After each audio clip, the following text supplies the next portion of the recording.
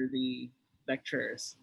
Um, should you also wish to ask a question in the open forum, you may click raise hand and wait to be acknowledged, or you may type in your question in the chat box and wait for for you to be acknowledged by our facilitators and speakers. So first, we'd like to start off with an invocation and a short prayer to be led by one of our residents, Dr. Maria Angelique Helveson. Well, hello everyone. Good afternoon. Let us put ourselves in the holy presence of God. Um, in this age of anxiety and stress, we ask for your most holy presence to be made clearly amongst us. As hospitals and healthcare service workers and our colleagues seek to continue the healing ministry of you, may may they have the fortitude for the road ahead, knowing that you are walking this journey with us. We ask you for your comfort, especially for those who are among us who have lost loved ones during this period of the virus, and may healing be upon those who are physically suffering and spiritually suffering through this chapter in our lives. May the thank we thank you for opportunities like this when we can focus our energy and our energy learning and bettering ourselves to be better clinicians, better um, members of or the community, and better for our patients. Um, May the wilderness of this time and this uncertainty that we feel strengthen our resolve to lean on your word, abide in your presence, and be guided by your enduring and powerful spirit. Amen. All right. Thank you so much, Dr. Helveson, for that very solemn prayer. I'd like to call the chair of the UPPGH Department of Psychiatry and Behavioral Medicine, Dr. Anselmo T. Tronco, to give some opening remarks for today's activity. Dr. Tronco. Good afternoon. This is the fourth in a series of psychotherapy lectures. We are right now trying to rethink the path for the training of psychotherapy of the residents in the Department of Psychiatry.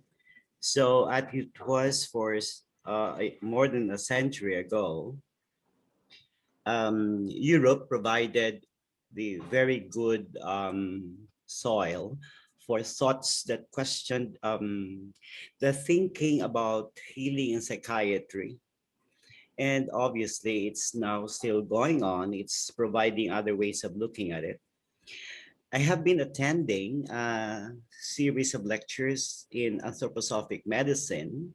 And for those who are not aware of it, that actually was started by Kleiner, and he set up a hospital in Switzerland, which up to now, 100 years, hence is still a very big movement and is now moving, has been in the country for 10 years. This topic, group psychotherapy and the human birth theory, is a very intriguing one. And that's why I'm here. I wanted to hear the thoughts of Dr. Luca. And thank you very much for saying yes to Dr. Delia, who is the head of the psychotherapy study group of the Department of Psychiatry of PGH. Thank you very much and good afternoon. All right. Thank you so much, Dr. Tronco. Now I'll be introducing today's speaker. Our speaker today finishes training in psychiatry and did his further doctoral studies in clinical neurosciences at the prestigious University of Rome Sapienza. He's currently working as a child and adolescent psychiatrist in Rome and is a professor of psychotherapy and psychopathology at the Psychoanalytic Psychotherapy School of Gaetano Benedetti. He's also an active member of the psychotherapy section of the World Psychiatric Association and a co-leader of the special interest group of on psychotherapy for youth mental health, along with one of our past PPA presidents, Dr. Vanessa Kainho. Our speaker is familiar and is friends with some of our department's consultants, and we are more than honored to have him with us today. Joining us from Rome, let's all welcome Dr. Luca Giorgini. Thank, thank you. Thank you very much. Okay. Good morning. Good afternoon. Here is morning, but good afternoon. Okay. Thank you everybody for being here. Thank to the Philippine General Hospital for inviting me, and especially thank to Professor Constantine Della. I'm really sorry for not being there with you in Philippines. I hope to come soon next time in your beautiful country. Anyway, I have to talk about this lecture. Thanks to Anselmo for your interesting. And this lecture I spoke for about an hour. I can't say my okay. Okay, now. Tante asked me to talk about psychotherapy, and I choose to talk about group psychotherapy because it's a fruitful field of application of my theoretical reference model, the human bear theory, by Professor Massimo Fagioli. I trained directly with Professor Fagioli within the collective analysis seminars, large group section of psychotherapy. That was also an occasion of research and training. Here in the slide, you can see Professor Fagioli at the Aula Magna, the Great Hall of the University of Rome Sapienza, during a congress titled Research on the Truth of Human Birth. 40 years. Excuse me, Luca. Luca, I think yes? Your slides are not showing. No, why? Okay. Share screen. You press the share screen button. Okay. We can only see you, not your slide. All right. No. Maybe. Okay, there you go. There you go. And then you. Okay. Okay. Yes. Open. Yeah. Okay. There you go. Okay. Thank you. Okay. Thank you. This is Professor Fagioli, and this is the Great Hall of the Aula of the University of Rome Sapienza. As I said, I work with human bear theory that has been explained by his author, Professor Fagioli, in many articles, publication, and more than 30 books.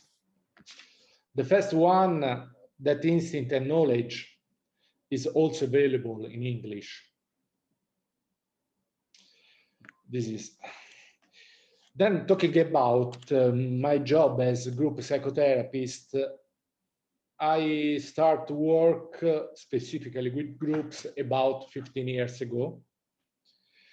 I work with groups in both settings, private and public.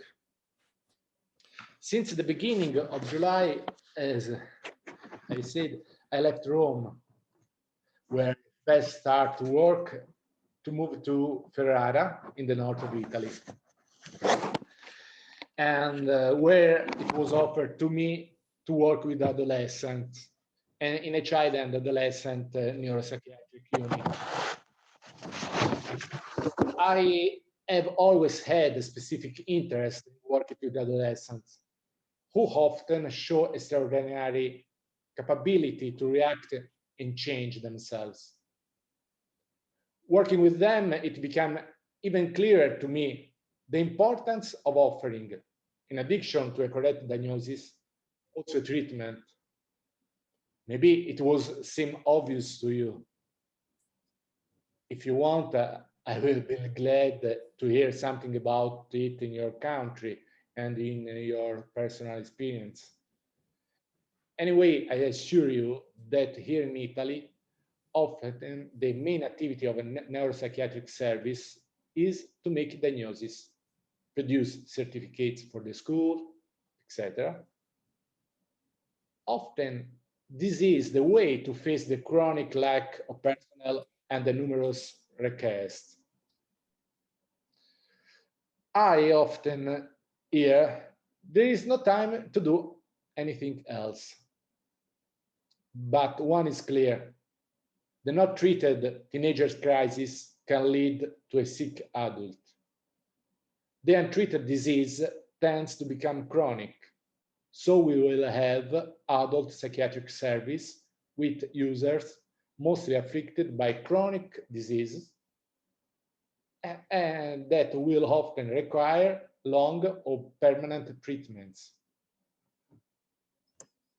So, on one hand, it is important to consider psychiatry as psychotherapy, returning to the title of my lecture, which is taken from one of Fagioli's book.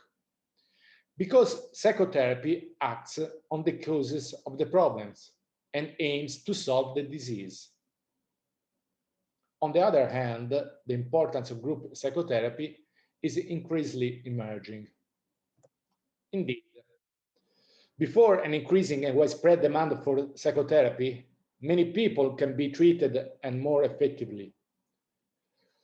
Also, it allows to treat a lower socioeconomic group and can be implemented in countries with less economic resources. Finally, group psychotherapy can better respond to the natural society of human beings than traditionally individual psychotherapy. This is in my experience. Now, you could ask me, okay, group psychotherapy, but how it works? I will try to start telling you some structural factors on the setting of my clinical practice, and then move to talk about the theory on which they are based. Number of participants. Now I'm conducting groups of 15 people maximum. I am alone. And sometimes I have led larger groups, but never over 20 people. There is no co-leader included. Frequency. Mostly it is weekly. I think it is important to see the patient often, in particular initially, and regularly. Duration. Each section generally lasts 2 hours, up to a maximum of 2.5 hours. Regarding to the duration of the therapy, it's not expected to end after a pre-established time, depending on extremely variable individual factors like age, severity of the disease, family support, etc. Indeed, it is subordinated to the achievement of clinical goals that are variable too. Disappearance of symptoms, state of well-being, development of a previously inhibited personal capabilities, etc. So, group type. Groups are open. At the same time, they welcome people who have been participating for a long time, as some years, and others that they are starting at that moment.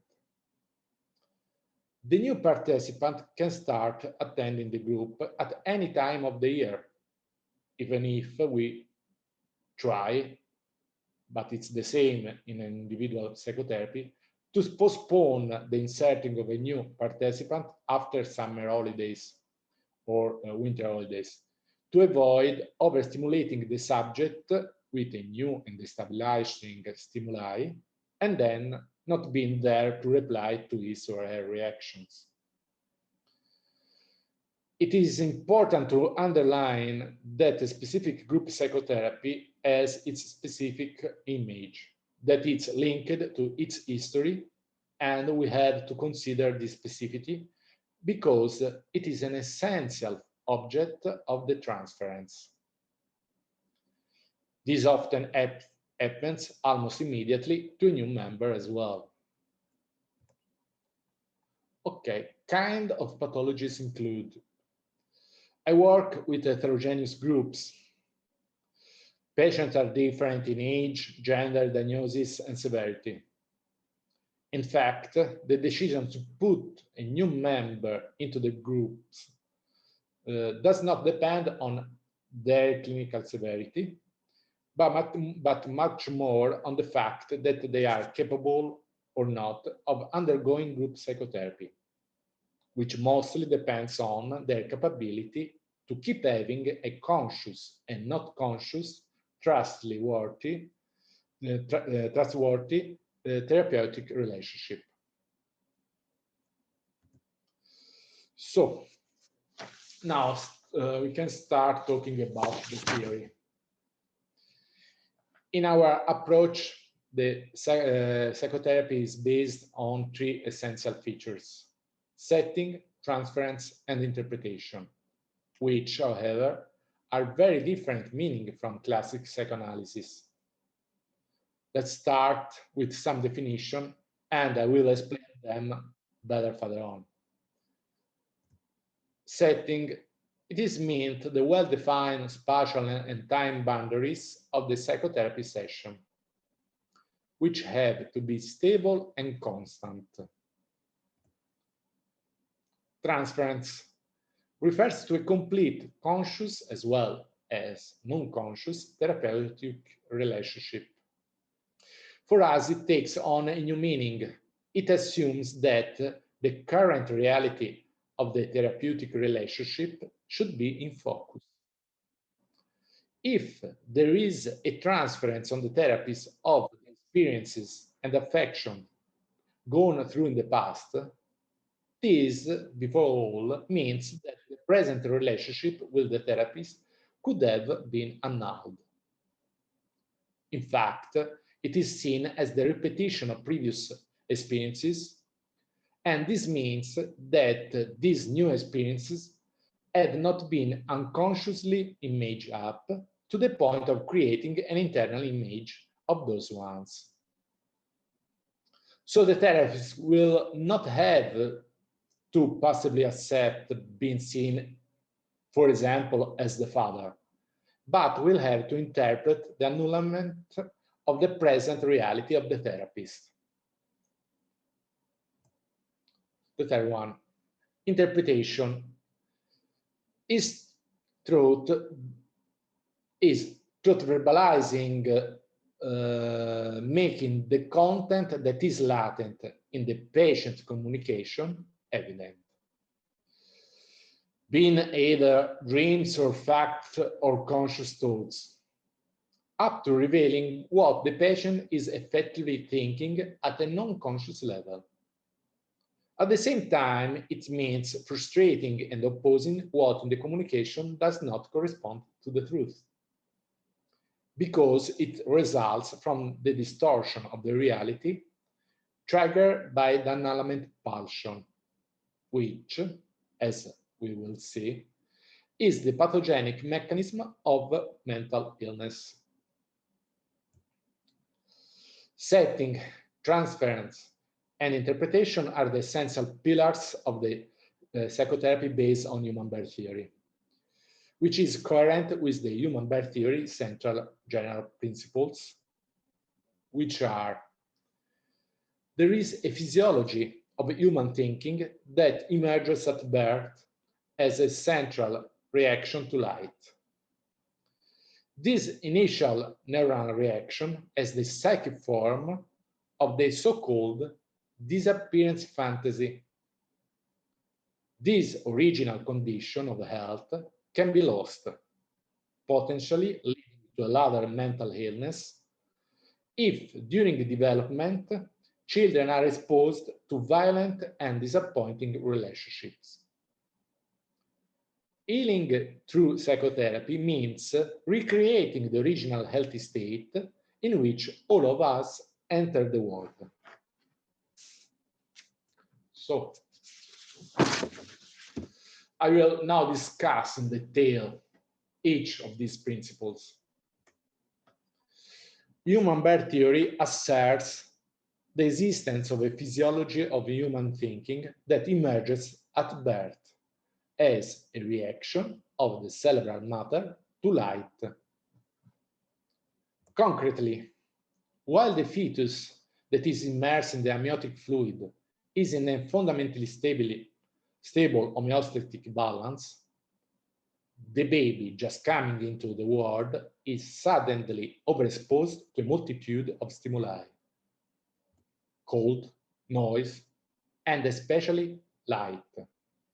Light is the new stimulus that instantly activates the brain via retinal cortical projections. While this sequence was advanced by Fagioli in the 70s, several years later, research progress in neonatology and the work of Professor Gatti confirmed the corresponding neurobiological dynamics, showing how at birth light causes important neurobiological changes that immediately determine the cortical arousal and activation of all the cerebral cortex. According to human birth theory, the early neural reaction to light has the psychic form of the so-called disappearance fantasy. That is, the newborn makes the external world, which is perceived as aggressive and intrusive, disappear. At the same time, it creates the image of the experience of the prenatal condition, when the fetus was immersed in the amniotic fluid. Therefore, at birth, the very first thought is the newborn's capability to imagine. The newborn imaged to be still in the dark and distinct warmth of the amnios. This capability to imagine creates the memory of the sensation the fetus receives in the womb that are linked to kinesthetic and cutaneous stimuli. This memory allows the newborn to sense that they are not alone, having the certainty that a breast exists, another human being to relate to, and who is able to satisfy their needs for love, as well as their physical needs. So they are able to develop.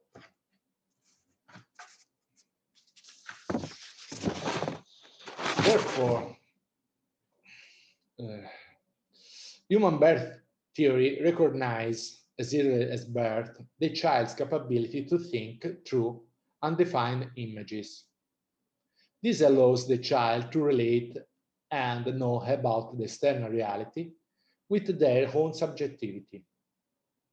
In other words, as early as birth, human beings are endowed with a healthy mental reality that needs satisfying relationship with other person in order to develop physiologically. However, this original physiological condition can be lost, thus leading to onset of illness at a later stage if, during development, children are exposed to violent and disappointing relationships.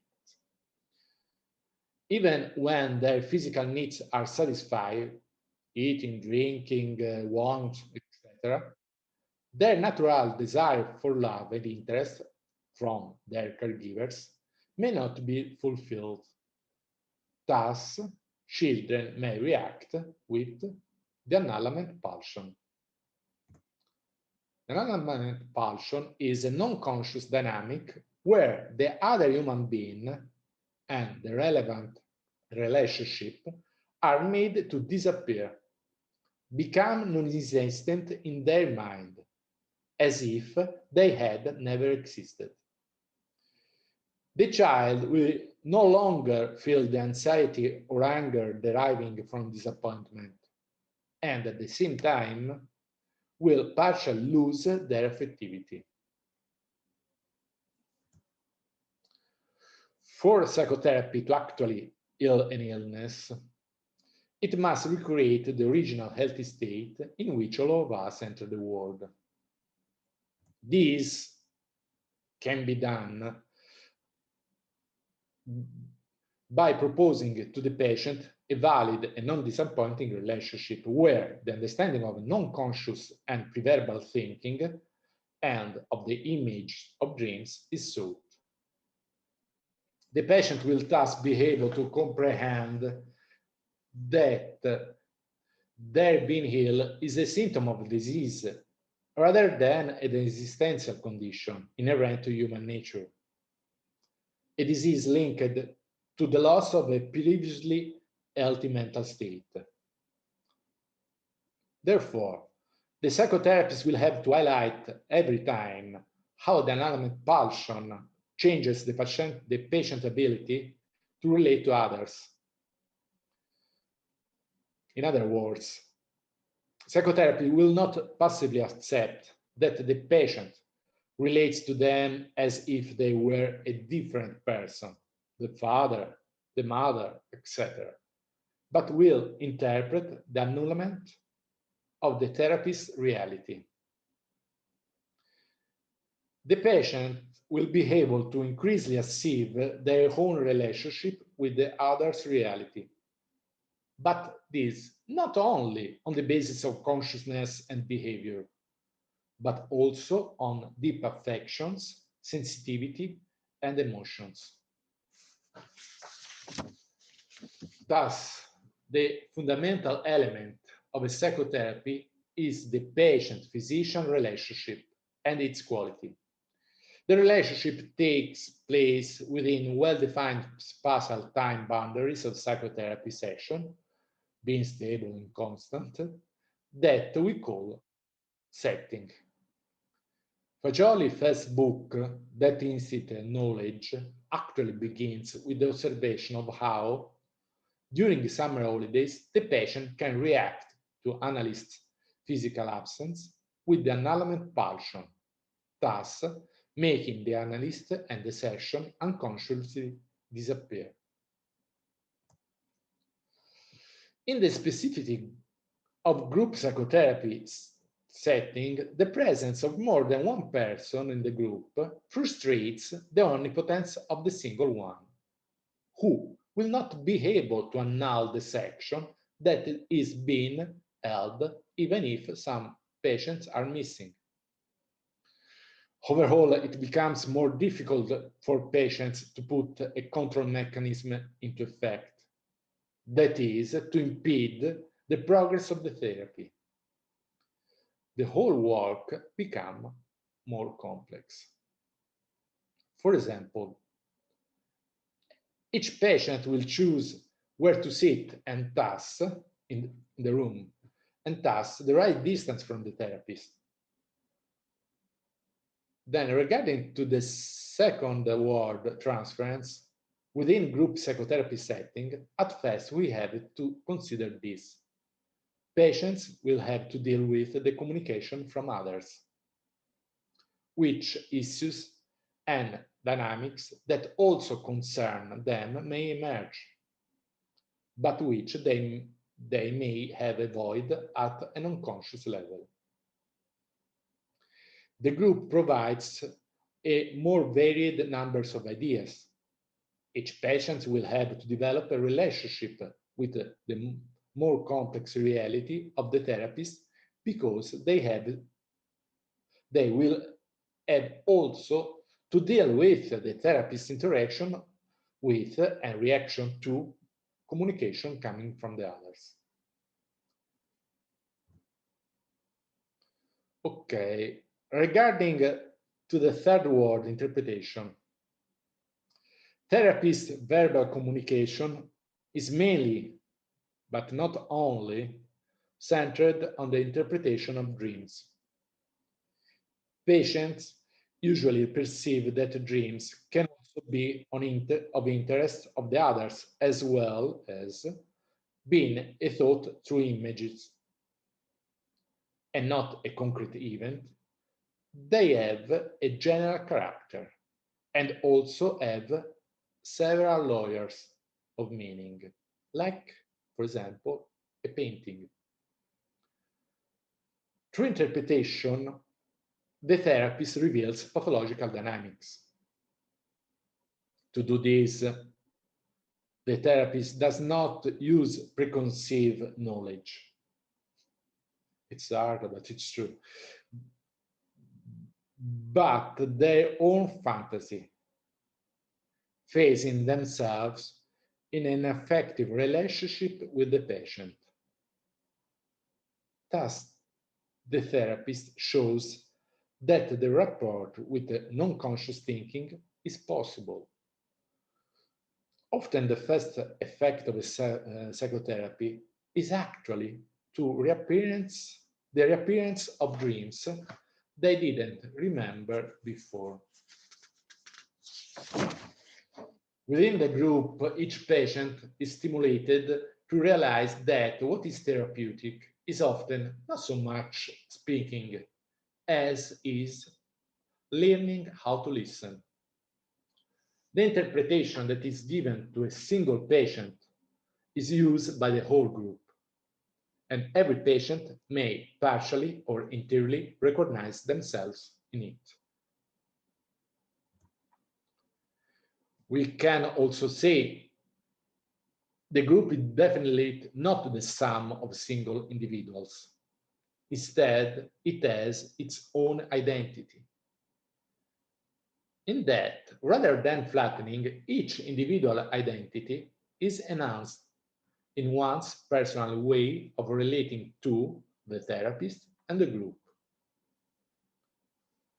The outcome is an image of the therapist and of the group itself that is more varied and free. Transference changes in group therapy. Climate changes. Other patients also play a witness role. They see the physician-patient relationship and the presence of more people at the session as more relative, giving them a more concrete and real sense. This often results in a reduction in defenses. It, for example, can allow the patient's acceptance of some interpretation that he or she could not ever tolerate in an individual setting. Now, I would like to say something more specific about psychotherapy with adolescent and young adult. I'm coordinating together with Vanessa Kinag, as you say, the work. Vanessa, she works in Manila. We coordinate a special interest group of World Psychiatric Association about psychotherapy for youth mental health. If somebody is interested in participating, everybody is welcome and can contact me or Vanessa anytime. Anyway, we know that adolescence is an eventful period in one's life. We transition from infancy to adulthood. When young people find themselves facing a change, both physically and mentally, which gives rise to a whole new adult identity. Facing these changes can lead to a crisis that is expressed through suffering, which, however, should not be confused with an illness. It is important to recognize the physiological nature of the crisis, which allows adolescents to develop into a new reality. Therefore, I think psychiatrists who work with young people should know how to distinguish malaise, the expression of physiological crisis, from the first symptoms of a mental illness. To this end, human birth theory by Professor Fagioli offers an important tool. In first place, it indeed offers a model to understand the physiological development of the human mental reality. Second, it sets the very moment when human thinking first appears at birth as disappearing fantasy. As I already said before, the reaction to light stimulus at birth takes the form of a fantasy, the disappearing fantasy, which makes the external world that the newborn perceives as aggressive disappear. At the same time, creates the mental image of being in the maternal womb, the previous situation of complete homeostasis. This image, or better, this capability to imagine, is the first thinking activity. After birth, in order for the newborn to develop physiologically, over and above the satisfaction of the body's primary needs, it is fundamental for them to perceive the quality of an affectionate relationship with their caregivers. If the child's demand for love is satisfied, a physiological development follows, where a few fundamental steps can be identified: birth, breastfeeding, perception of one's own face in the mirror, weaning, perception of a human being who differs from oneself, adolescence, and the relationship with the different human beings. It should be underlined that while it is assumed that at birth and throughout the first year of life, there is a complete fusion between physical reality and psychic reality, when language starts to be articulated and also structuring of consciousness starts, the non-conscious world is set aside.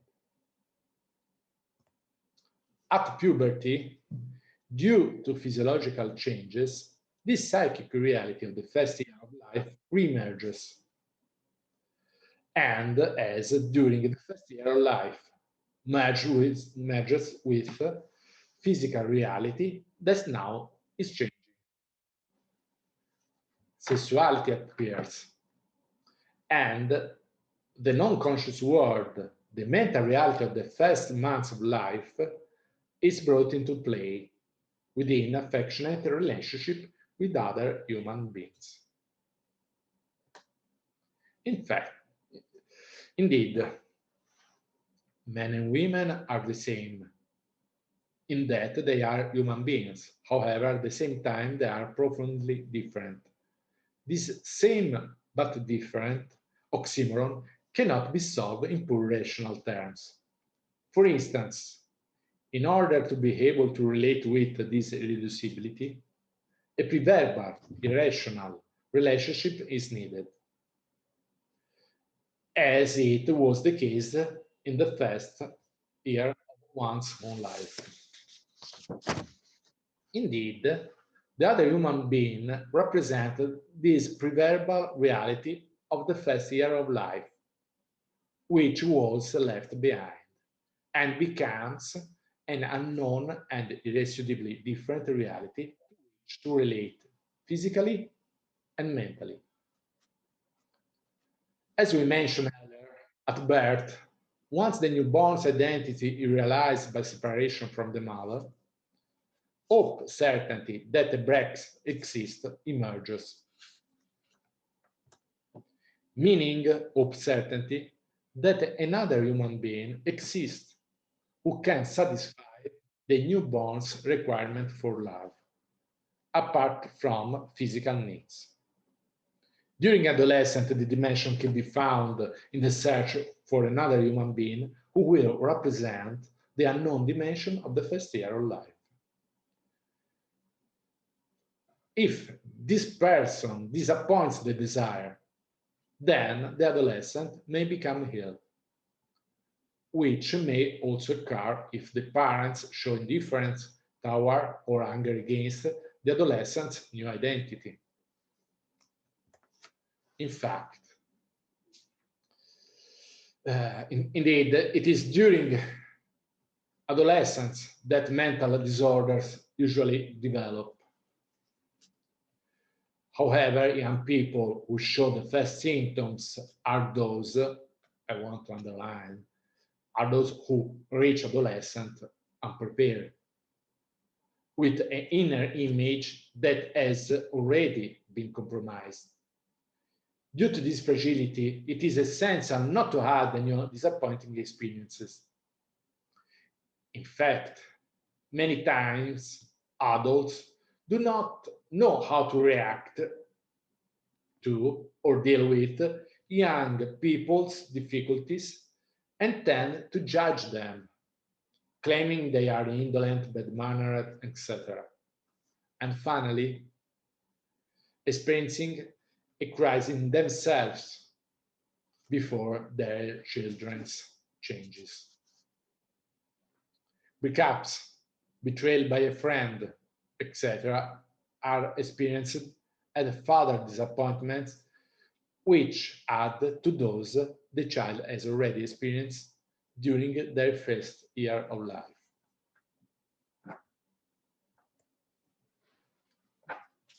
A relationship with caregivers where the child's requirements for love and care are not satisfied, despite material needs being met, causes anxiety in the child. The child may react by making the relationship itself disappear by means of a non-conscious pathological dynamic that is called annulment pulsion.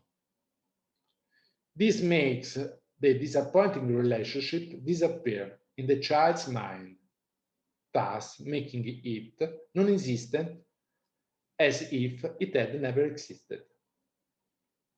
However, this is not the truth. There was first a disappointing relationship, which, however, now no longer hurts, because the child has made the affection linked to it disappear, thus partially turning it non-affective. The repetition of disappointing relationship and of the annulment pulsion can lead to the loss of the possibility to actually see human reality in depth and relate to the non-conscious world of affection. This is how the mind, thus compromised, reached the turmoil of adolescence, and its merging with a changing body does not occur or is not harmonic. For instance, it may happen that the mind attacks the body, as in the case with eating disorders, or which self-inflicted injuries or suicide. We maintain that psychotherapy for adolescents should not follow any different approach or procedure from psychotherapy for adult patients. This is because even if symptoms in adolescence can sometimes have more striking features, they are linked to the same psychic pathological dynamics as in adults. Setting, transference, and interpretation are the same. What differs is the psychotherapeutic relationship with adolescent patients. Okay. Psychotherapy hinges on the non-conscious relationship between the physician and the patient, where two different realities come face to face and often clash. The psychotherapist must know how to interpret the annulment pulsion of the patient, who will challenge their abilities. The psychotherapist will have to be able to make the patient see how interhuman relationships do not have to be disappointing, and that the relationship with the non-conscious world of affection and images is possible. The psychotherapist should not make any attempt to shape the patient based on their own ideal. or pseudo-educative model, but rather interpret and unveil what is wrong, the illness. Once the illness has been healed, patients regain their own original healthy state at birth. This will let them express their own originality. At this point, I think it could be important to highlight that the direct consequences of annulment impulsion, or better, the profound distortion of the relationship with the others made by annulment impulsion, can take two different forms. These forms are annulment and negation. Annulment. Here, the annulment impulsion makes the relationship disappear, as if it had never existed before. It is as if the other doesn't exist anymore, because he or she has disappeared at an emotional level. In psychotherapy, it can happen that the patient makes an annulment of the psychotherapist. Then he or she could dream, for instance, to be in front of an empty chair. The patient knows at a conscious level that the therapist is in front of him or her, but at the same time, the dream indicates how the therapist doesn't exist anymore at an affective level. Indeed, the consequence of the annulment impulsion is the loss of affections, which in Italian we call anaffettività.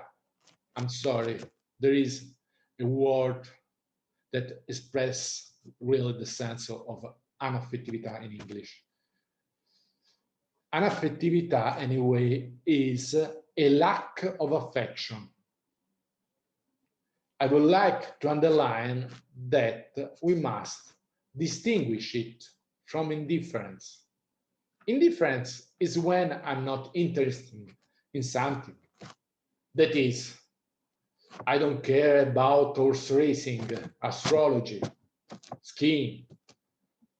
Anaffettività is an absence of affections, a pathologically violent dimension caused by annulment impulsion. It refers to the relationship with human reality and not with things.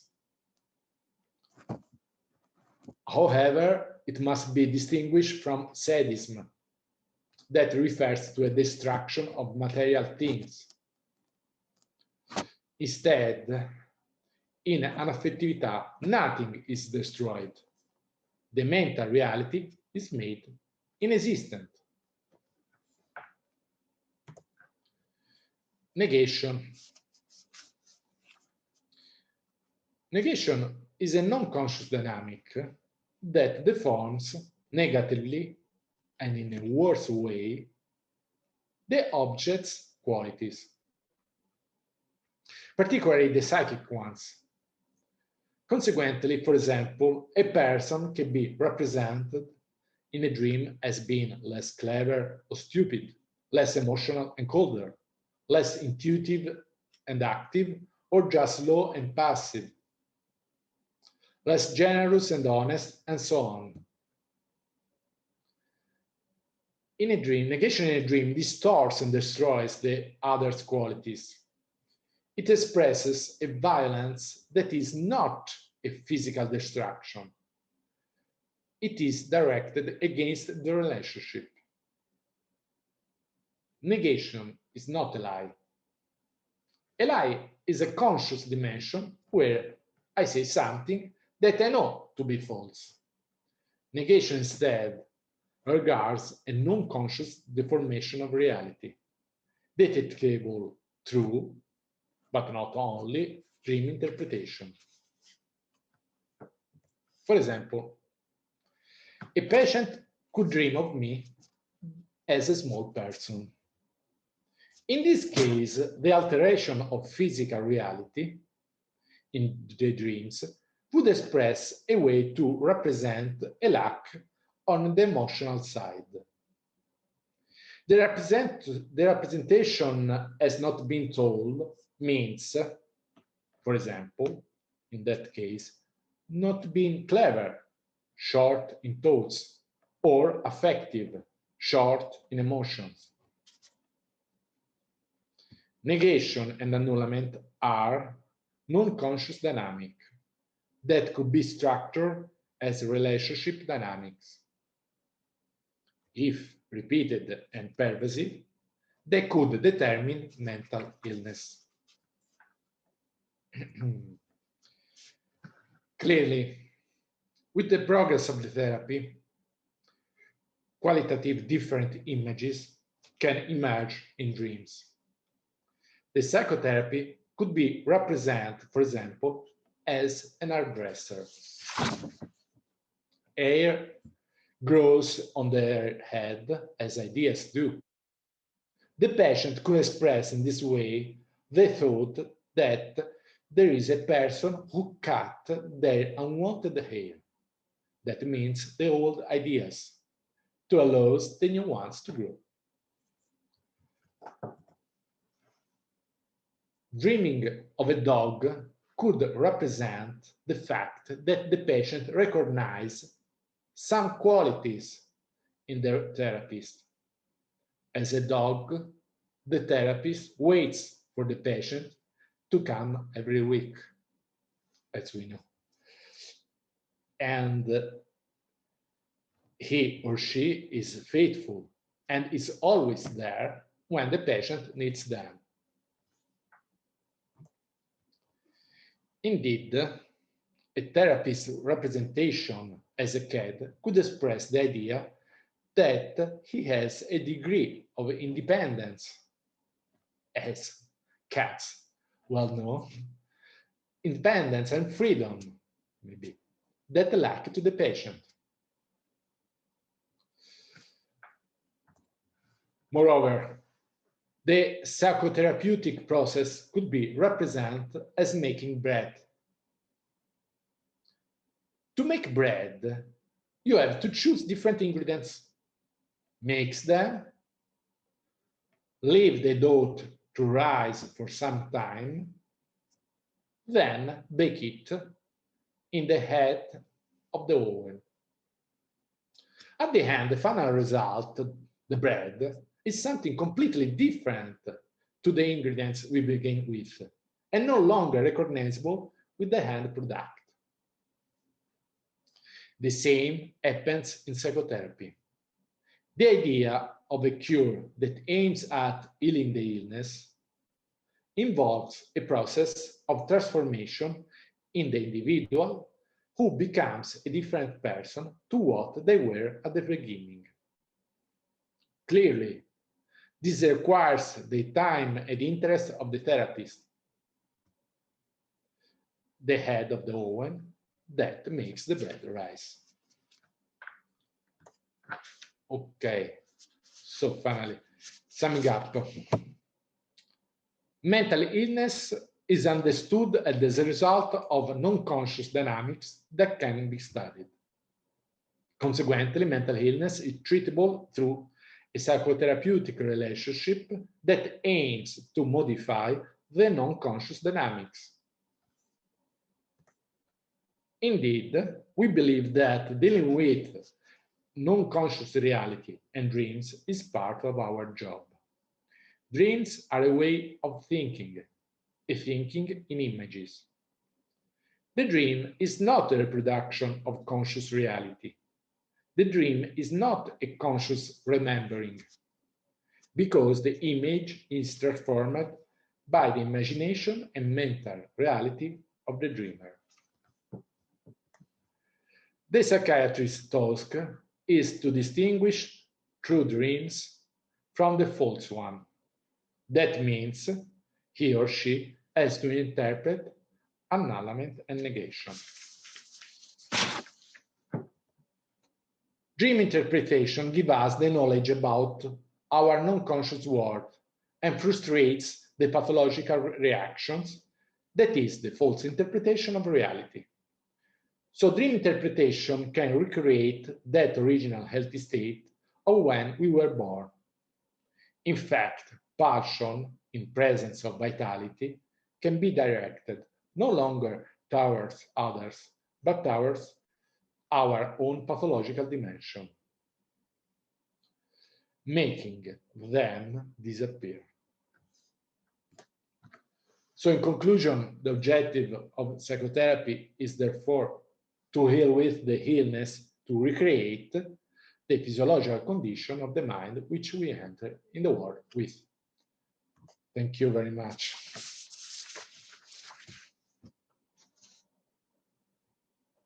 Thank you.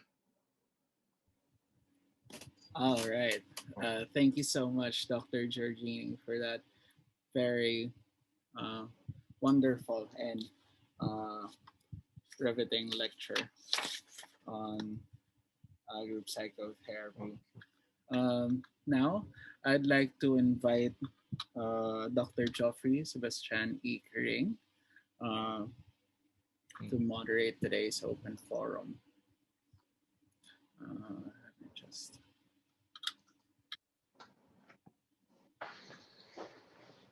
Sorry. All right. Good afternoon to everyone. Good afternoon, Dr. Kering. Again, a reminder for everyone, should you wish to ask a question during the open forum, kindly click raise hand and wait to be acknowledged, or you may type your questions in the chat box.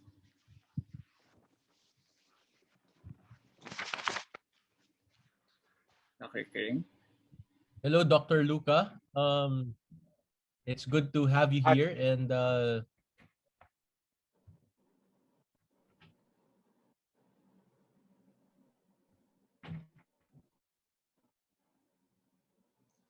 Hi, Jeff. can you hear me? Yes, yes. Hi. Hi. We met again. Hello. Yes, we met again. Can you hear me? I think this is indeed an intriguing lecture. Yes. Thank you. Especially for our residents. So we would like to entertain questions.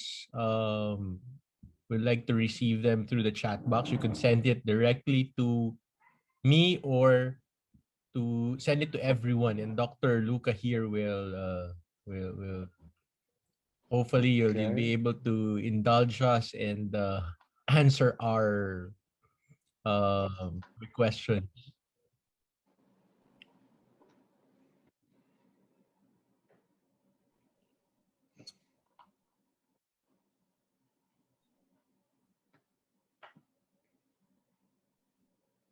Dr. Delia, you raised your hand.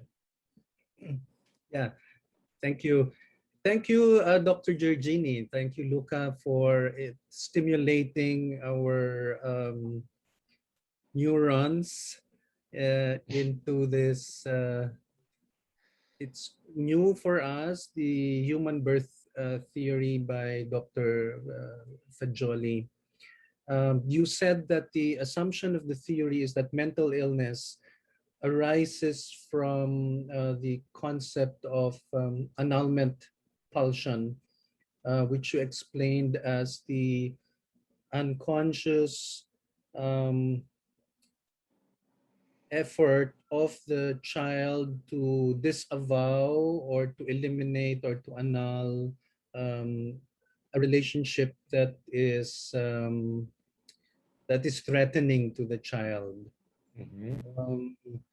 And you said that in therapy, the strategy is to be able to interpret that annulment pulsion to the patient, and by doing that, the patient hopefully recovers from the mental illness.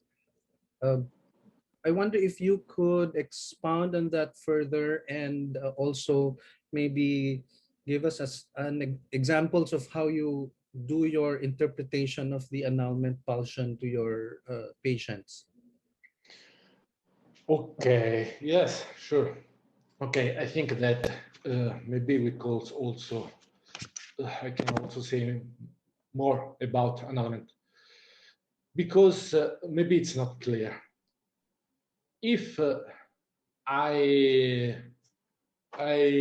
I woke up this morning, I was looking, for example, for my glasses. Where are my glasses? Where are my glasses? I don't know, I don't know. And they are in my hands. So, this is an annulment? No. This is a normal event that can happen in the life, maybe more times a day. But if I forgot my nephew or a child in the car, do you know? Often it happens. We know that there are some causes of children that die because the parents left them in the cars, because they think to other things, but it's not the same. I think we have to distinguish two different complete situations, because one situation is clearly physiological. I can't see my glasses on my nose, but I cannot forget the child in the car.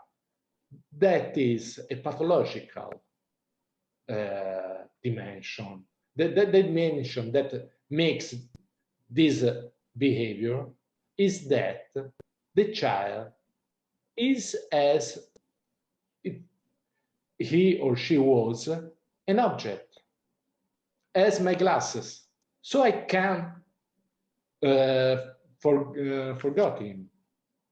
But if I consider a human person as an objective, is because I lose my relationship with the human reality of the child or of the other person.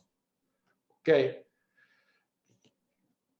We can also see, for example, in extremizing the situation, that to kill millions of persons, like in the Nazism, the Nazis have to eliminate the human reality in their victims, because it's not possible for human reality to do that things that Nazis did, because and when it happened, it's because they completely lose their humanity, and so they can't recognize the humanity in the other person, because they lost it. Okay, it's clear that this is a really extreme cause, but in different ways you can see also in psychotherapeutic relationship. For example, the patient does not continues in a group situation to talk about things that are really personal, really that don't are in the are good for that situation. An example: if I stay in short trousers at my home, it's right, but I don't go with short roses in a conference. It depends on the situation, okay? But this example is on behavior. The same, we have to do the same in a non-conscious reality, to do this at an unconscious level. The patient is talking about, it's talking to me as with an anger, for example, because he is angry with the father. You and in a dream, you say, the patient tell me that I am the devil. I hate him. I know that it's false because I have to be certainty of my identity and of my interest for the patient. So it's not true that I am I wasn't good with him. So I can interpret that this is false. This is a negation, for example. And if the negation deforms the reality too much, it loses the contact with me, and maybe it becomes a sort of annulment of my whole figure. So it could be interpreted as an annulment. It depends on really many factors, really many details of the dream. I don't know if I replied. Yeah, thank you, Dr. Giorgini. What you're saying is interpretation is a very significant strategy in the treatment process. In your experience, do you do the interpretation right away, or is there a process that you follow before you make interpretations to your patients? Thank you very much for this question, because it's real important to clarify that you have to make an interpretation that the patient can understand. Right. That is at the level of the patient. At the first the first meeting, the first times you meet the patient, you can't interpret anyway. Maybe it happens for some months, or maybe for years. There are situations where you can't interpret. You have to stay there in front of the patient that could be more healed and that can be that can feel fear of you, also if it's not clear in the behavior.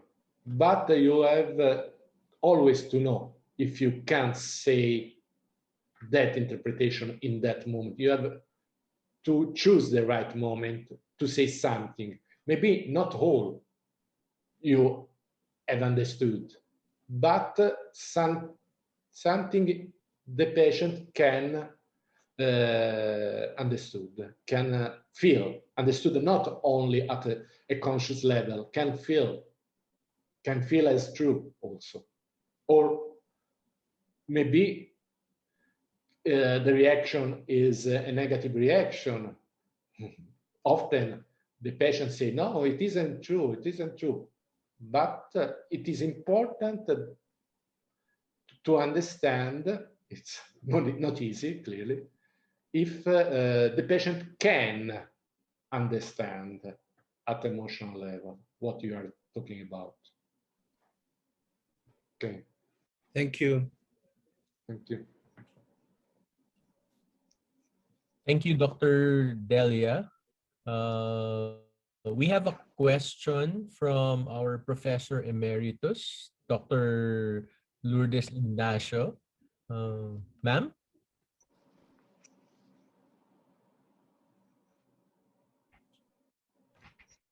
Thank you very much for that lecture. I must admit this is the first time I hear about human birth theory. So that's why I'm really spending time listening to you, Dr. Giorgini. But as I listen, it doesn't sound so unfamiliar because this is really how we have been grounded in understanding a person from birth onward to his senescence, which is child personality development. I have no problem with what you've been saying, except that you seem to concentrate on the effects, the physiological effects at birth onward on the child.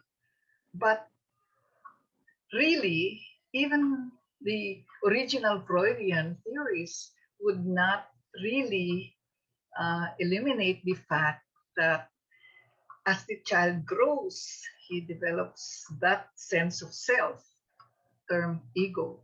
He relates to the external environment. And as we move on to our understanding of the external world, which you have also been alluded to in your lecture when the child has to perceive the world in so many ways, that world is by itself also exerting physiological changes in the cells of the child, the synaptic plasticity that is in fact there from pregenital stages, so that the genotypes will turn out to be the phenotypes, and the gene expression is not the original gene that you've been transmitted, but the effects of environment on that gene as the child moves on in external environment. That's my other one reaction, which I hope we can discuss. The other reaction I have is I also have no trouble understanding your core of psychotherapy, which is setting, the therapist, transference, and interpretation. I can follow you there because I also do psychotherapy, but I can't seem to grasp exactly how that transference situation, which we know is very intense in the individual psychotherapeutic position we have in our clinics with an individual patient, applying psychoanalytically oriented psychotherapy where transference has to be worked out, counter-transference has to be worked out, and then a final interpretation for so many sessions. I cannot transfer myself in understanding you there in the setting of the group where you have, as you said, a minimum of 15 to 20. And you also said that they are heterogeneous by age, by gender, by diagnosis. And I hope you can help me clarify some of these needs for me to understand the lecture that you made. Thank you very much. Thank you for your questions. Yes, okay, genes. Yes, genes exist. And I have not the capability to imagine of Mozart. I'm not a genius of music. There is a difference from me and Mozart. Or with Einstein, I didn't understand about relativism. But disease exists. We are different, true. And the genes have an important really important about their own originality of each person. But but I never see really a genes in a pathology. Yes, when I was during my specialization, I can't say this because everybody said we have found the new genes, the gene about depression or about schizophrenia. But for example, Murray in 2022, Murray is the one chief in the Real College of London. It's a psychiatry of organic psychiatry, and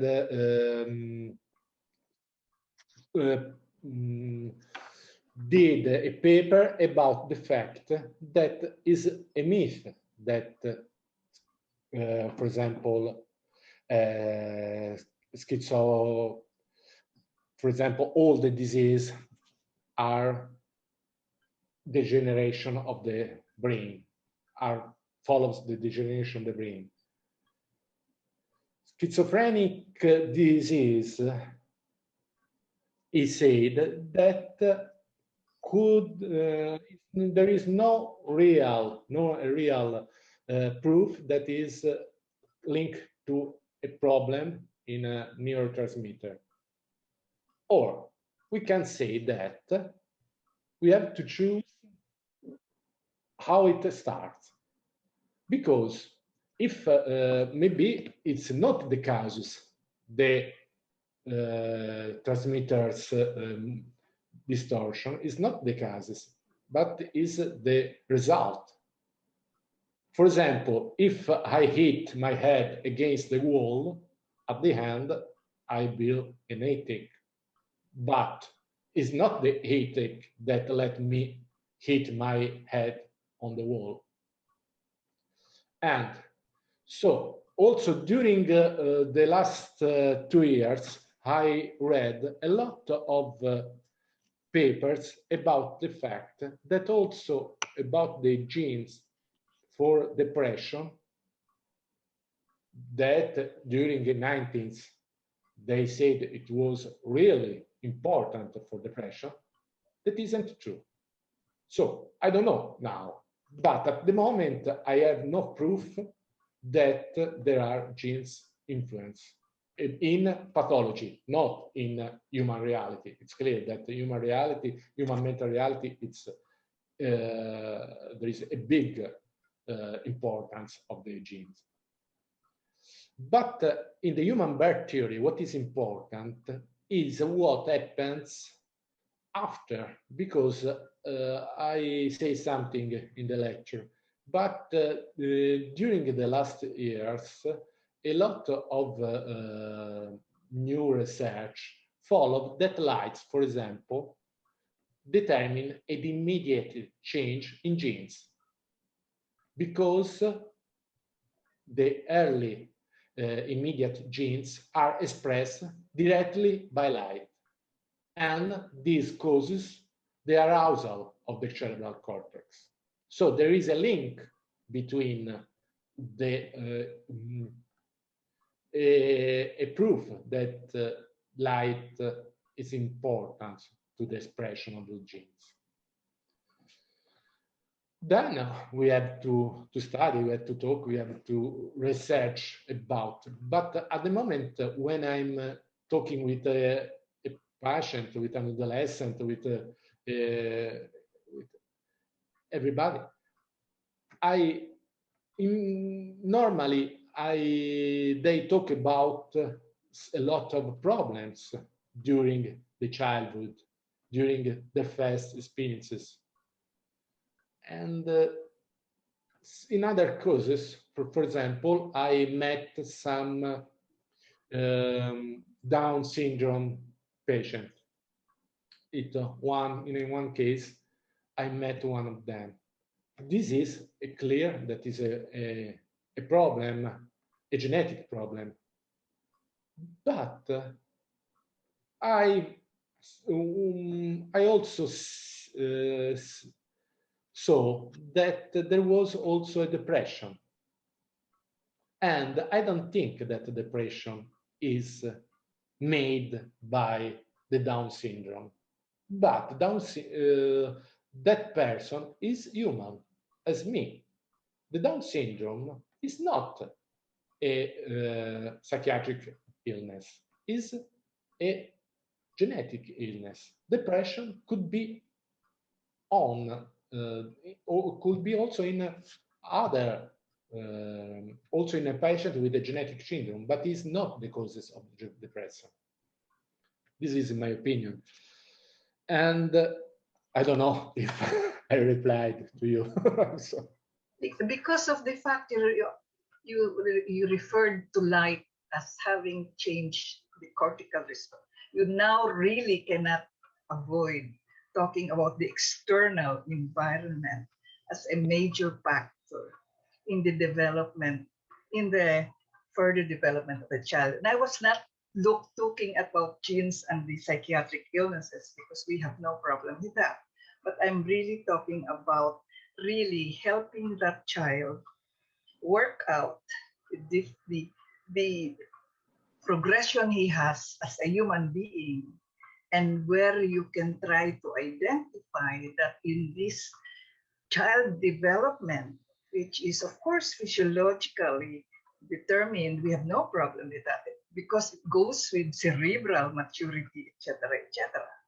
But we also cannot deny the fact that there is that particular part in the child that must learn to react to that mother.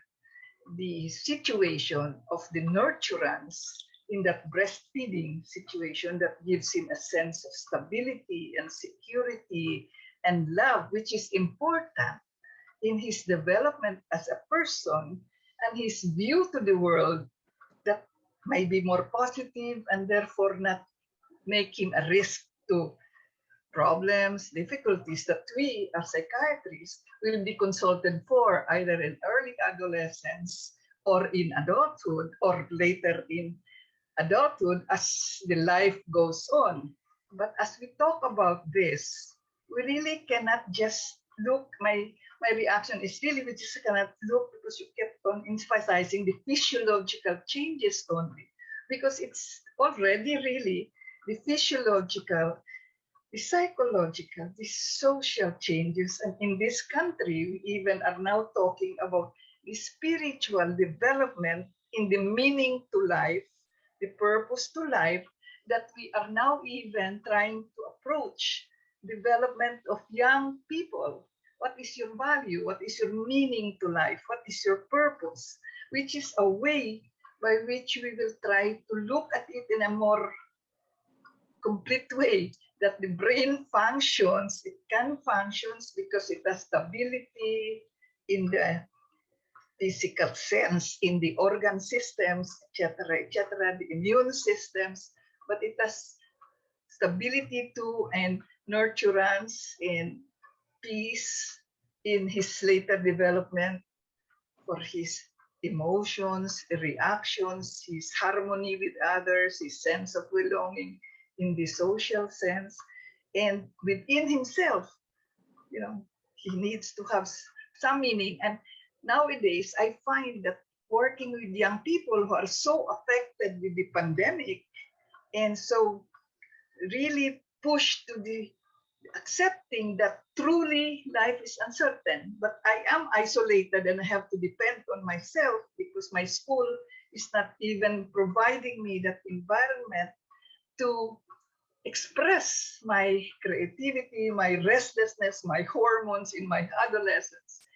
And therefore, we also get to the discussion that all this, the physical body, the state of mental capacity to accept the uncertainty, the anxiousness, the helplessness, sometimes the hopelessness, the sadness, within a context of isolation and therefore trying to connect again, but then again ask And generally, I'd ask 17 and 18-year-old groups of young people in schools, what do you think is your meaning to life, or what are you here for?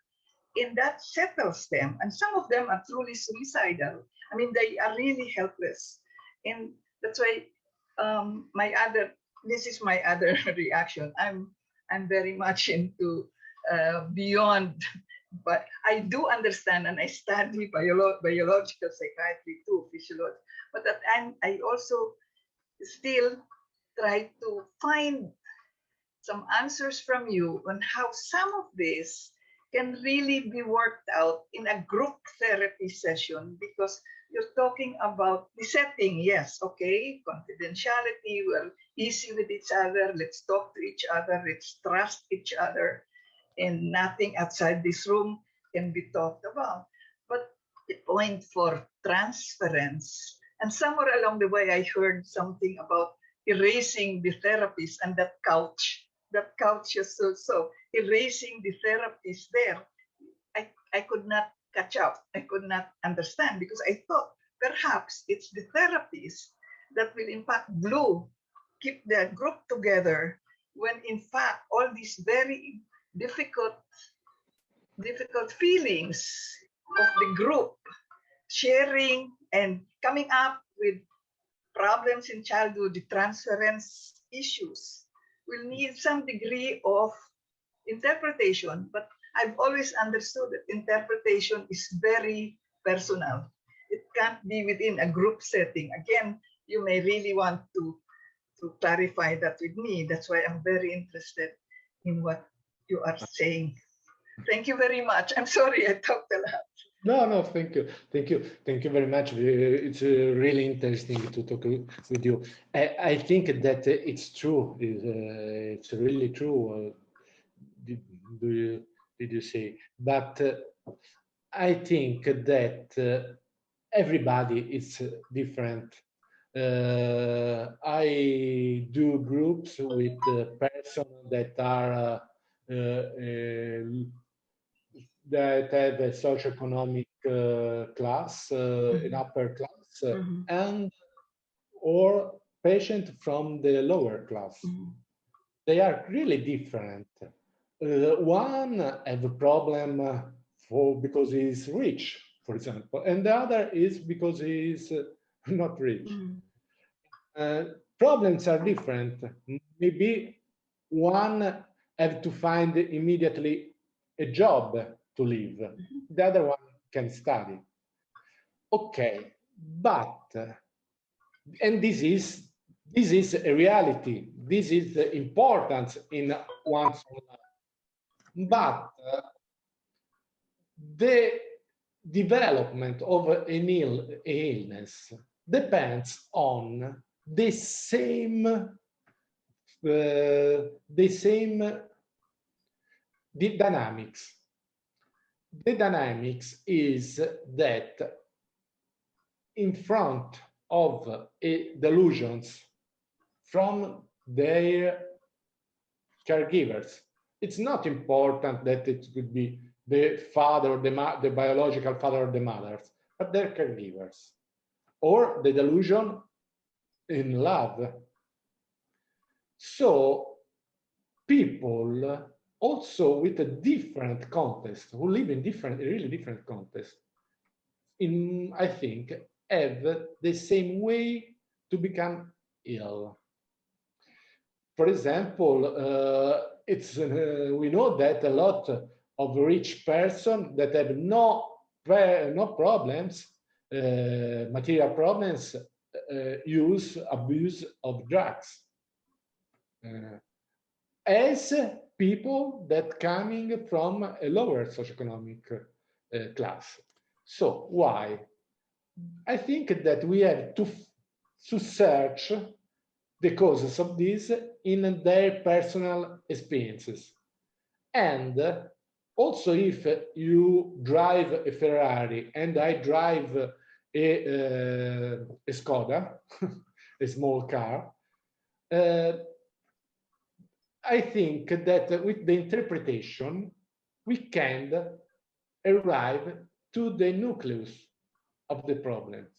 And the nucleus is the code or relationship with the caregivers, maybe, or with that it could be in very different environment situation. Okay, I think. And so, interpreting this, when the patient is talking, is thinking that you are the same that he always have met in their life, you are disappointing as their mother, for example, and this is not really true. You could be interested in what he is thinking, and if this is true, you can unveil, you can reveal that this is false in what is the communication of the patient, in the communication of the patient. Okay. Anyway, thank you very much for your question. It's also important to me to clarify to me what I do.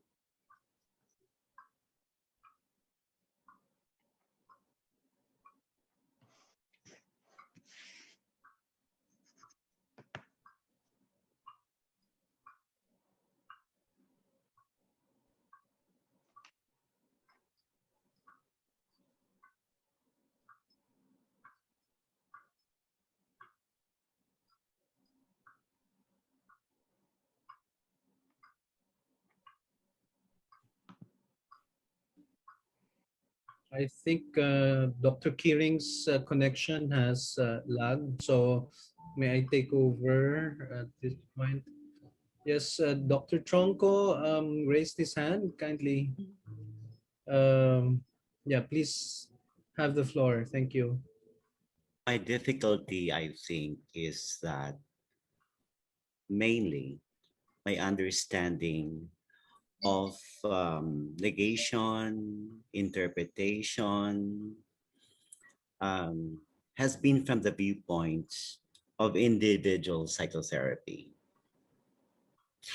Now, you are riveting your attention to, although there must be details in the theory, you're riveting your attention to the light, and that is the reality from bliss.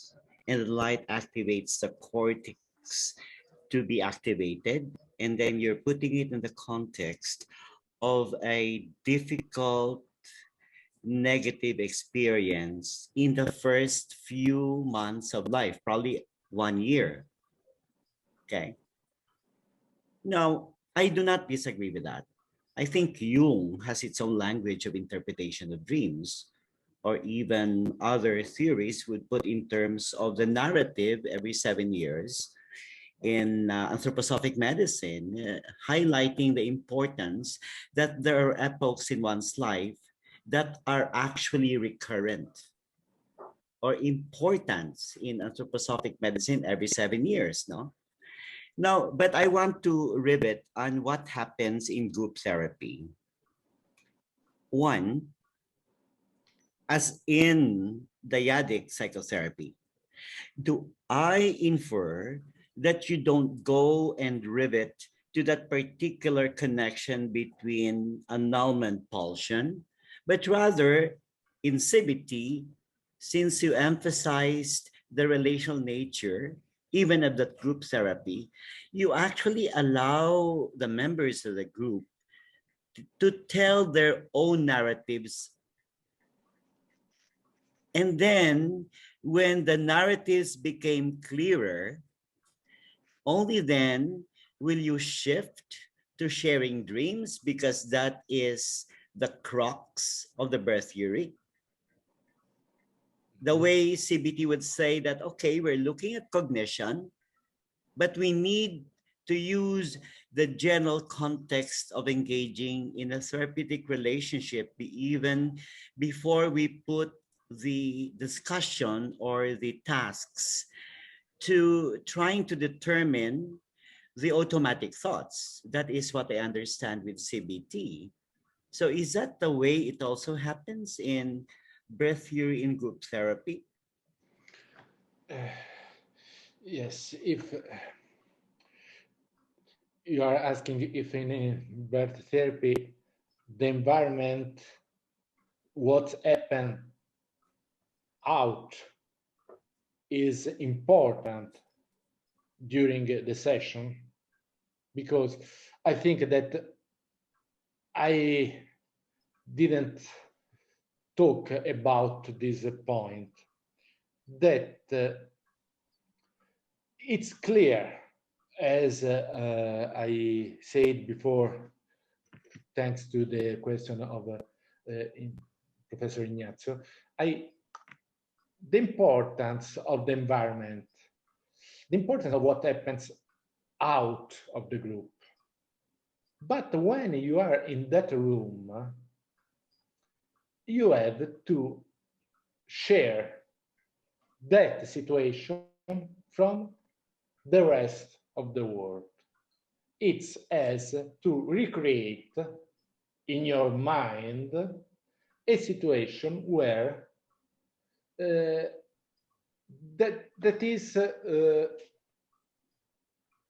is completely shared from the rest of the world. What it means? It means that I never interpret a dream during my when I am at a pub or if in another situation. I only interpret what happens during that time of the psychotherapy section, okay? Because you have to share it. It's different, this share, because otherwise you have to interpret everything that happens, and you become.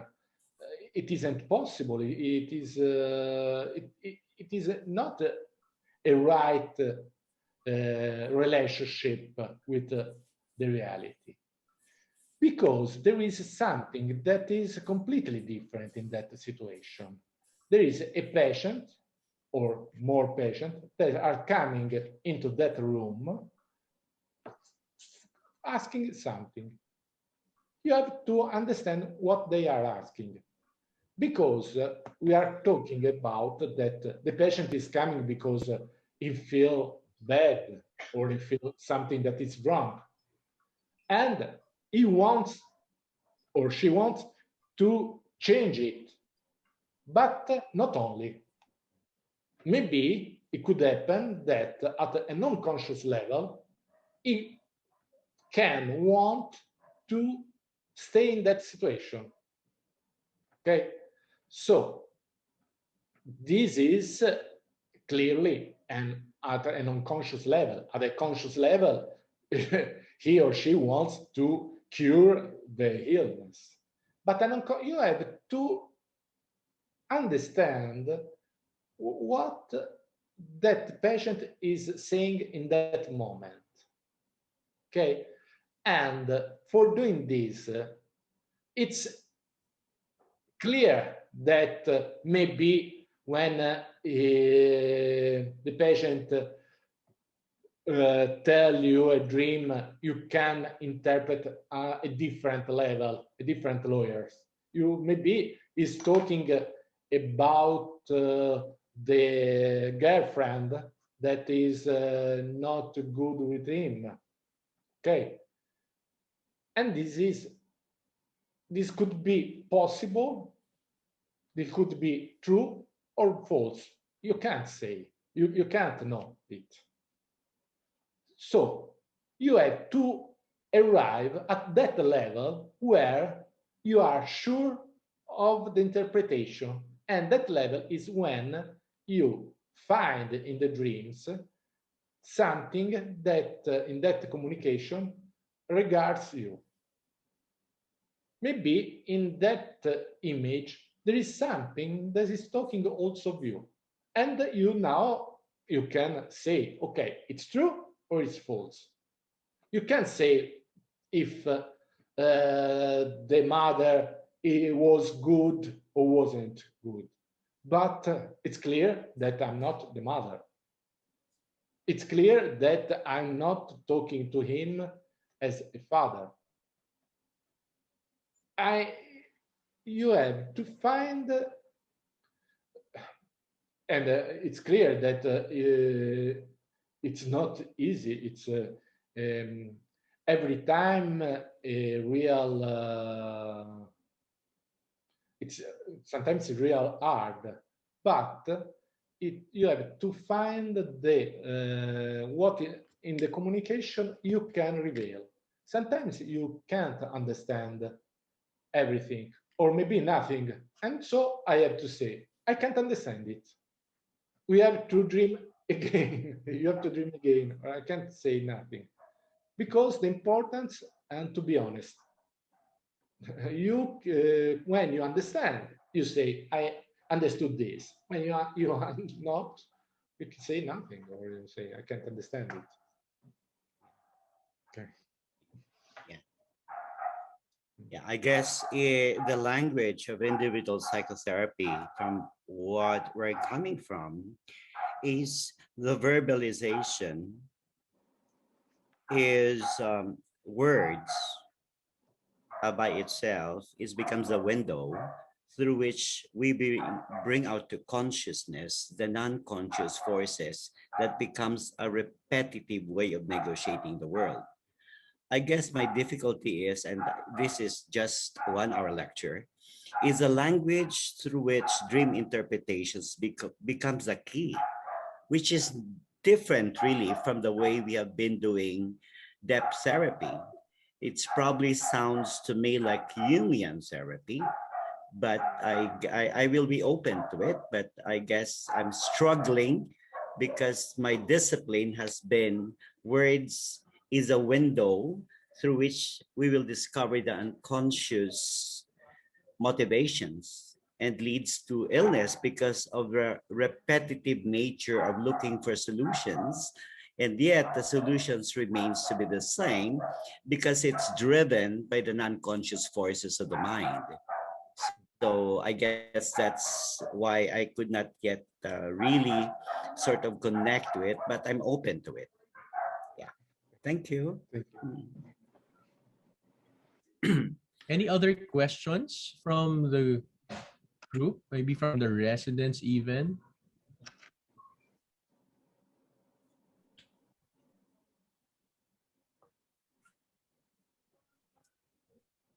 Dr. Giorgini, I'd just like to ask, and maybe this is something, this is connected to what has been asked earlier regarding the group process. When would you say that probably the group process has been sufficient already for a particular patient, or if you've achieved already progress, or maybe when do you terminate it? I think that's the question that I like to ask from your perspective as the therapist, because I understand it's pretty open, that people can come in and go, right? And the structure is pretty loose compared to what I know in terms of other forms of group therapy. Sure, it's true. Yes, thank you.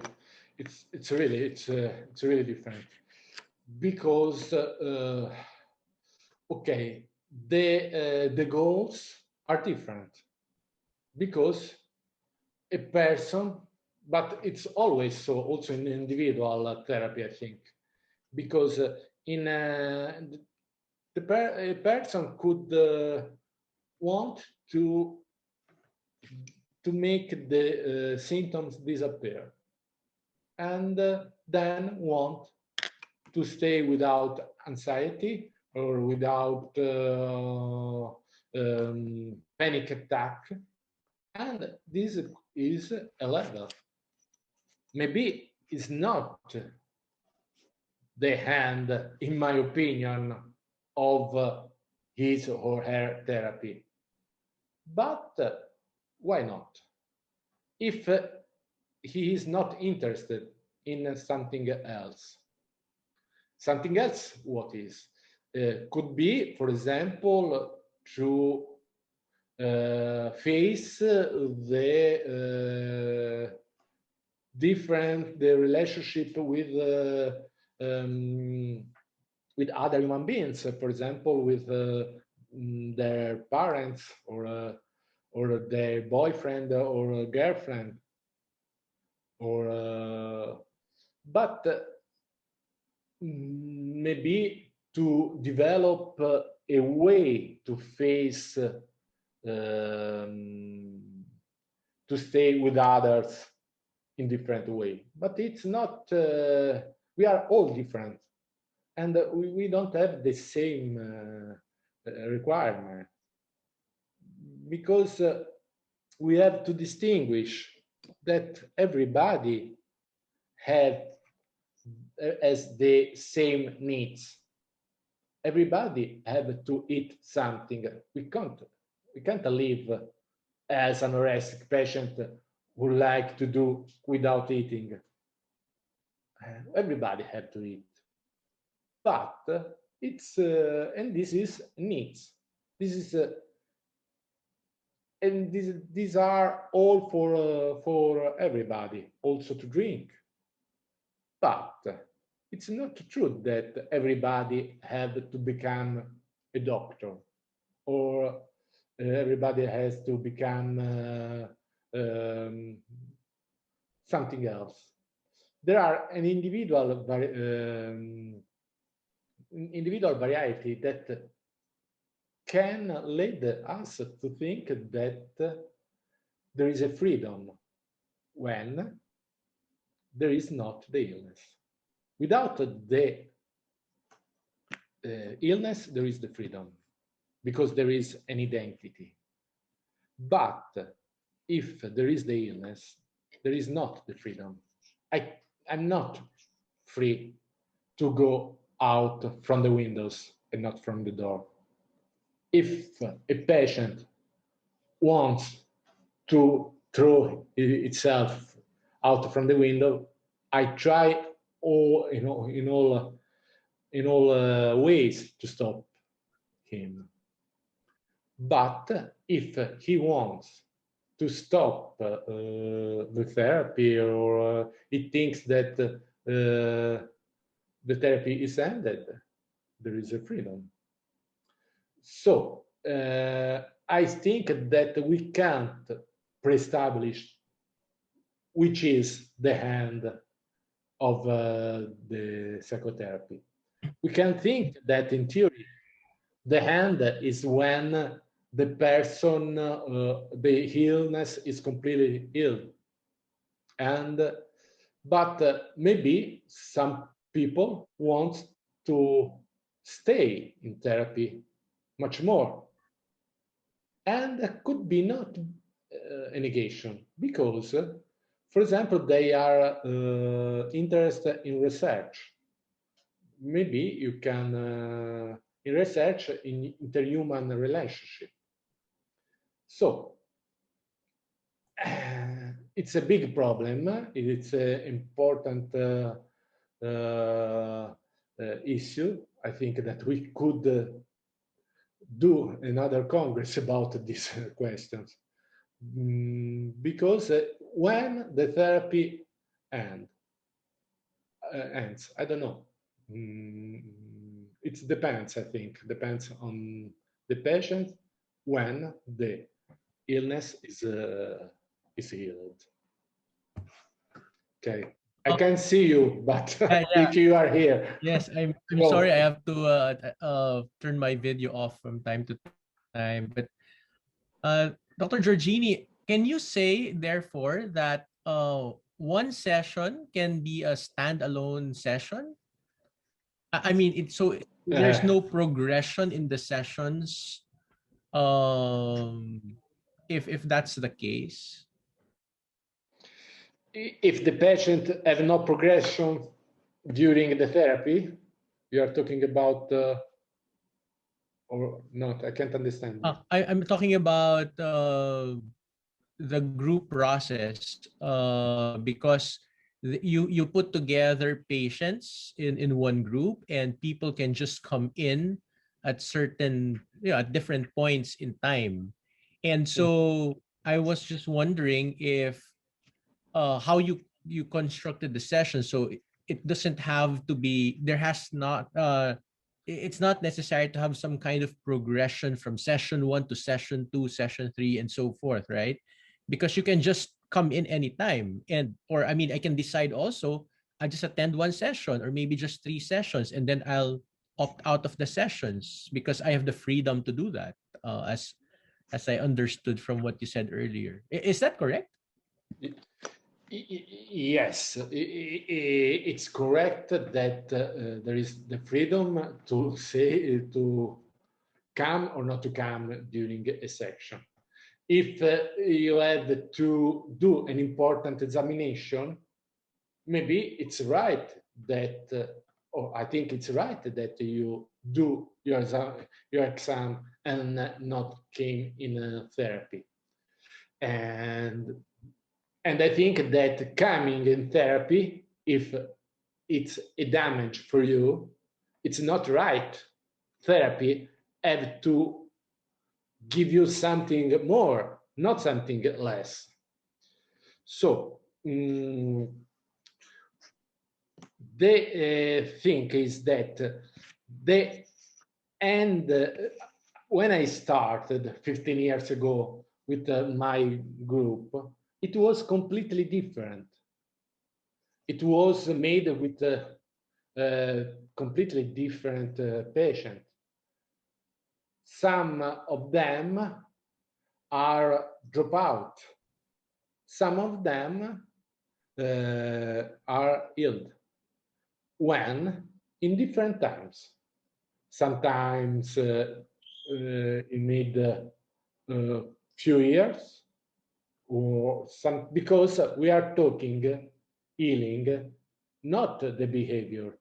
We are not talking to heal patient that only a behavior on the behavior level. We are thinking to go in depth. So timing need time. So there you need some time. Anyway, this time is different for each one. And so at the moment, I never stop my groups, but my group, and this group, the original group, now it's made but completely different patient. But this group has an history. And this history is linked to me. Some patient that a new patient that come in, I think that have to face this history. But it's clear that if I have to understand what the patient is saying to me, why he is suffering, it's also true that the patient have to develop the capability to sense, to feel what the other, and also the other patients, but also me, I'm saying. And not be centered on him, but be centered on the relationships. Okay, so when if the patient is not, there is not the freedom to stop for 5 months and then to come back. You can do, but maybe before we have to talk about it. But there are some patients that stop it. It's they drop out and they come back after some years. It's not so rare. Okay. Thank you very much, Dr. Giorgini. I think this is a very intriguing, interesting, and discussion that we've had here. I think this is really new for many of us.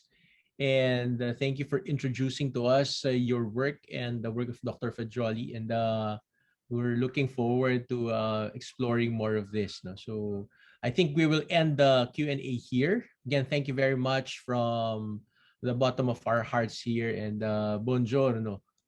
Buongiorno. Grazie.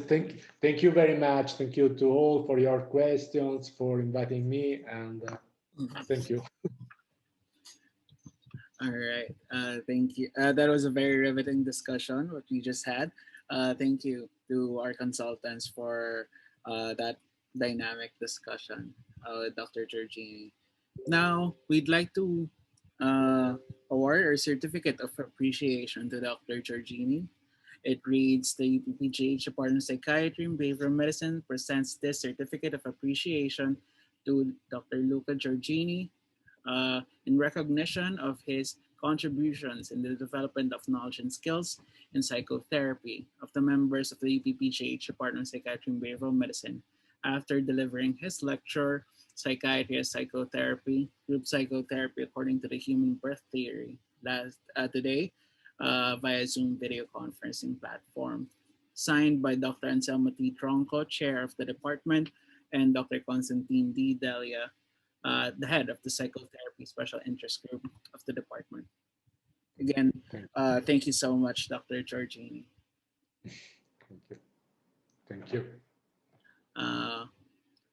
Before we end, I'd like to call on Dr. Constantine D. Delia, the head of the Psychotherapy Special Interest Group, for some closing remarks. Molto grazie, Dr. Giorgini. I hope I pronounced that correctly. Perfectly. Yes. Thank you. Thank you for graciously, generously giving us your time, your precious time, and your expertise in introducing to us this concept, the human birth theory. For all of us here, could I share my screen, Cedric? Oops. Yes. Okay. I'm done. So, as Dr. Tronco, Cedric, and Dr. Kiring has said earlier, this was truly a riveting discussion for all of us. And so Dr. Giorgini provided us with a new theory, a new concept. And there is this philosophical riddle that goes, a question rather, that goes, what is the most important part of the ox cart? So one answer would be the ox, another answer would be the cart, another answer would be the wheel, another answer would be, someone said the whip. But I think the best answer is the concept of an ox cart. So this philosophical riddle reminds us of the importance of concepts, or the importance of theories. And Dr. Giorgini has provided us with another concept or another theory about psychotherapy. Now, there are so many theories about psychotherapeutic interventions, but how do we know which one is potent or valuable for our use? And Dr. Stuart Yudovsky has enumerated 4 parameters. So the first one is the clarity of the definition of the concept, the utility of the concept, the longevity of the concept, and the elaboration of the concept into of the concept, the theory, into future concepts. The human birth theory, I think, is an elaboration of the original concept of psychoanalysis. and which just tells us that of the potency and the valuability of psychoanalytic theories. So we have been introduced this afternoon with an elaboration of psychoanalytic theories in the form of the human birth theory. And again, we'd like to thank from the bottom of our hearts, as Dr. Keeling said, to Dr. Giorgini, as we fondly call him Luca. Thank you so much, and we hope to welcome you back to the Philippines in better times, and also hope to visit you someday in your country. I hope to. And I'd like to thank the participation of Dr. Ignacio. There are also other consultants in the group. Thank you also to Dr. Keeling for moderating the open forum. Thank you, Cedric, for facilitating this activity. And we also thank our chair, Dr. Tronco. As a way of ending, I would like to just remind you of our next session next month. So we've invited Dr. Francis Sanchez, who is a graduate of our own school, class of 1995. He's currently an adjunct assistant professor of psychiatry at Des Moines University in Iowa. He is now currently also the president of the Iowa Psychiatric Society and a past president of the Philippine Psychiatrists in America, and is a distinguished fellow of the American Psychiatric Association. On October 27, that's 8 o'clock Philippine time, that's going to be 7 p.m. August 26 in Iowa. Dr. Sanchez is going to deliver a lecture entitled Enhancing Outcomes in Elder Mental Health Care, Slowing the Steps of Time, Engrossing the Shocks of Fate. And for October and November, as you notice, there is a missing month there because I'm still coordinating with the individual that we invited for September, so we haven't confirmed that activity yet. But we have our own, our homegrown talents coming to us in October and November. So in October, Dr. Tronco is going to deliver a lecture entitled The Neurobiology of Psychotherapy. And in November, our very own Dr. Ignacio is going to talk about spirituality and psychotherapy. So thank you everyone for your interest in this activity. Once again, thank you so much, Luca. Molte grazie. And have a good weekend, everybody. Thank you. Thank you. Bye. Thank you. Wala daw pong pictures. Oh, let's have a photo. Yeah, photo op pala. Sorry, It's Dr. Dr. Tronco ba Giorgini. umalis na? Ayan. Yeah. Lumalabas yung photo niyo Okay. sa Viber group. Oo nga. Sige. So, I'll be the one to take na lang on the count of 3. Can everybody please open your cameras? We can see your beautiful and handsome faces. I like the stubbles, Dr. Bautista. No, stubbles? Ano yun? May stubbles na siya, ma'am, sa face niya. Oh. Puti. Para siyang si Freud. Yan ang hindi ko pa na-discover ko paano gawin. Okay, everyone, on the count of 3. 1, 2, 3. It's a Good Friday. Good smile. Good Friday. One more. 1, 2, 3, everyone. Okay. Thank you. Thank you. Bye. Bye. Bye, everyone.